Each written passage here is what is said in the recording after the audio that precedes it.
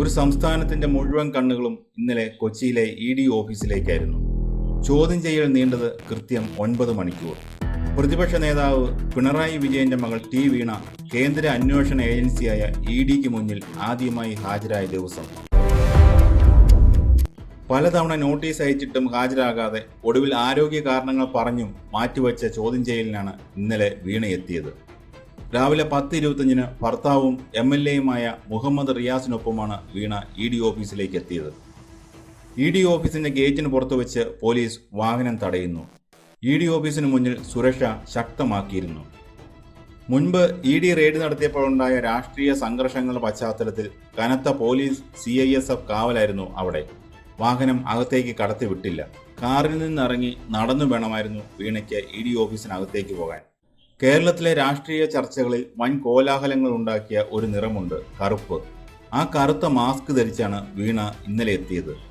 മാധ്യമങ്ങളുടെ ക്യാമറകളിൽ നിന്ന് മുഖം മറയ്ക്കാനായിരുന്നോ, അതോ രാഷ്ട്രീയമായ ഒരു പ്രതിരോധത്തിന്റെ അടയാളപ്പെടുത്തലായിരുന്നോ അത്?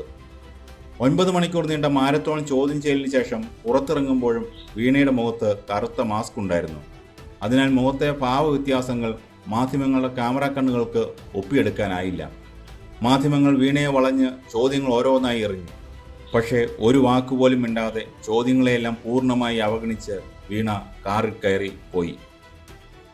എന്തുകൊണ്ട് ഈ ചോദ്യം ചെയ്യൽ ഇത്രയേറെ പ്രാധാന്യമുള്ളതാകുന്നു എന്നതാണ് അടുത്ത ചോദ്യം. ലളിതമായി പറഞ്ഞാൽ ഇതൊരു കള്ളപ്പണം വെളുപ്പിക്കൽ കേസ് മാത്രമല്ല. ഇതിന് പിന്നിൽ വലിയൊരു രാഷ്ട്രീയ പശ്ചാത്തലമുണ്ട്. CMRL എന്ന സ്വകാര്യ കരിമണൽ കമ്പനി ടി വീണയുടെ ഉടമസ്ഥതയിലുള്ള എക്സാലോജിക് സൊല്യൂഷൻസ് എന്ന IT കമ്പനിക്ക് 1.72 കോടി രൂപ നൽകി എന്നതാണ് ആരോപണം. പ്രധാന ചോദ്യം ഇതാണ്: ഈ കോടികൾ വാങ്ങിയതിന് പകരമായി എന്ത് IT സേവനമാണ് എക്സാലോജിക് കമ്പനി CMRLന് നൽകിയത്? ഇൻകം ടാക്സ് സെറ്റിൽമെന്റ് ബോർഡിന്റെ കണ്ടെത്തലനുസരിച്ച് അങ്ങനെ ഒരു സേവനവും നടന്നിട്ടില്ല. സേവനം നൽകാതെ പണം കൈപ്പറ്റുന്നത് നിയമവിരുദ്ധമാണ്.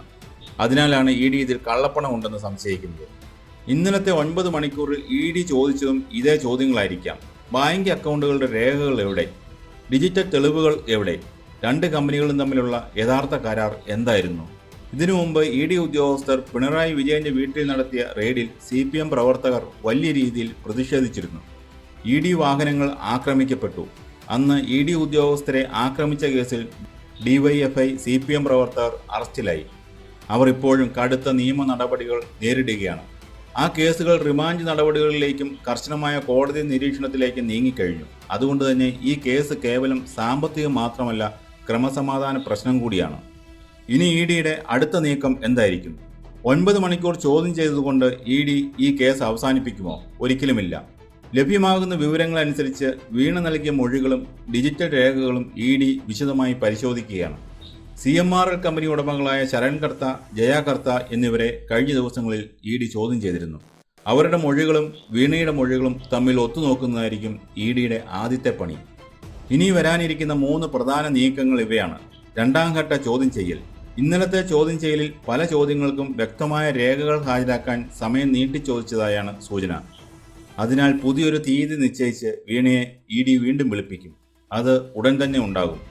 ഡിജിറ്റൽ തെളിവുകളുടെ ശാസ്ത്രീയ പരിശോധന.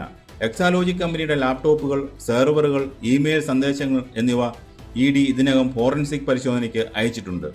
ഇതിന്റെ ഫലം വരുന്നതോടെ ചോദ്യം ചെയ്യലിന്റെ സ്വഭാവം മാറും. അക്കൗണ്ടുകൾ മരവിപ്പിക്കൽ. ഇതിനകം തന്നെ ഈ കേസുമായി ബന്ധപ്പെട്ട് 242 ബാങ്ക് അക്കൗണ്ടുകളിലായി 18.36 കോടി രൂപ ഇ.ഡി. മരവിപ്പിച്ചിട്ടുണ്ട്. വരും ദിവസങ്ങളിൽ കൂടുതൽ അക്കൗണ്ടുകളിലേക്ക് അന്വേഷണം നീളും. ഇതൊരു സാധാരണ രാഷ്ട്രീയ ആരോപണമല്ല. സീരിയസ് ഫ്രോഡ് ഇൻവെസ്റ്റിഗേഷൻ ഓഫീസ് നൽകിയ റിപ്പോർട്ടിന്റെ അടിസ്ഥാനത്തിലാണ് ഇ.ഡി. കേസെടുത്തിരിക്കുന്നത്.